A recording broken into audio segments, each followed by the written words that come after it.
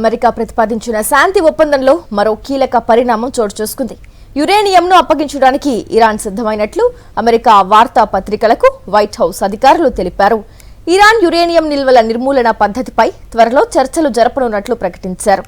అణ్వాయుధాల్లో ఉపయోగించే యురేనియం నిల్వలను వదులుకోవడానికి ఇరాన్ సూత్రప్రాయంగా అంగీకరించిందని తెలిపారు. అయితే టెహ్రాన్ నుంచి స్పష్టమైన హామీ లభించకపోతే చర్చలు విఫలమయ్యే అవకాశం ఉందని హెచ్చరించారు. ఇక ఇరాన్ వద్ద 60% శుద్ధి చేసిన దాదాపు 400 కిలోల యురేనియం ఉందంటున్నాయి అమెరికా వర్గాలు. ఇదిలా ఉంటే యురేనియం అప్పగింతపై ఇరాన్ ఇంకా అధికారికంగా ప్రకటించలేదు.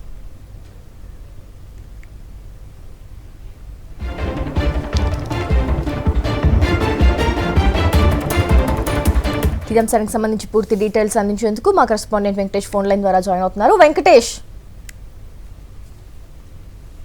అమెరికా ఇరాన్ మధ్య జరుగుతున్నటువంటి చర్చలు తుది దశకు చేరుకున్నాయి. సో త్వరలోనే ఈ రెండు దేశాల మధ్య ఒప్పందం కుదిరేటువంటి అవకాశం ఉంది. సో ఈ ఒప్పందం కుదిరితే ఖచ్చితంగా శుద్ధి చేసినటువంటి యురేనియం ను అమెరికాకు అప్పగించాల్సి ఉంటుంది. దాదాపు 400 కిలోల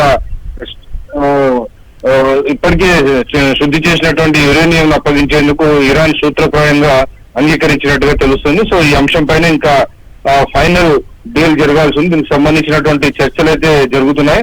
సో సూత్రప్రాయంగా అయితే పూర్తిగా ఈ యురేనియం అప్పగించేందుకు ఇరాన్ సూత్రప్రాయంగా అంగీకరించింది అనేటువంటి సమాచారం వస్తుంది.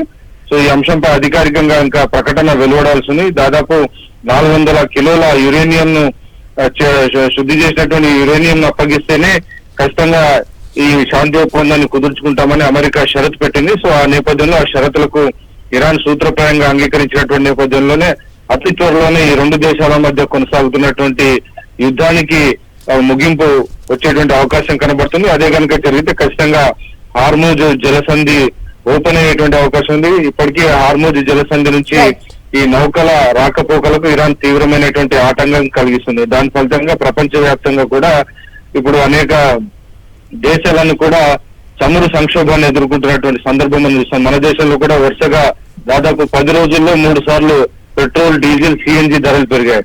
ఇదే రకమైనటువంటి స్టేల్మేట్ కనుక కంటిన్యూ అవుతే ప్రపంచవ్యాప్తంగా చాలా దారుణమైనటువంటి ఆర్థిక ఇబ్బందులు తలెత్తేటువంటి అవకాశం ఉంది. కాబట్టి వీలైనంత త్వరగా ఇరాన్ అమెరికా యుద్ధానికి ముగింపు పలకబోతున్నారు. సో ఆ దిశలో భాగంగా చర్చలు తుది దశలో ఉన్నాయి. అయితే దీనిపైన ఇంకా టెహ్రాన్ నుంచి ఎలాంటి అధికారిక ప్రకటనలు అయితే లేదు. అయితే ఖచ్చితంగా ఇరాన్ తో శాంతి ఒప్పందం కుదురుతుందనేటువంటి ఆశాభావాన్ని అయితే ట్రంప్ వ్యక్తం చేసినటువంటి నేపథ్యంలో మరికొన్ని రోజుల్లోనే ఈ ఒప్పందం కుదిరేటువంటి అవకాశం ఉందని విశ్లేషకులు అంచనా వేస్తున్నారు.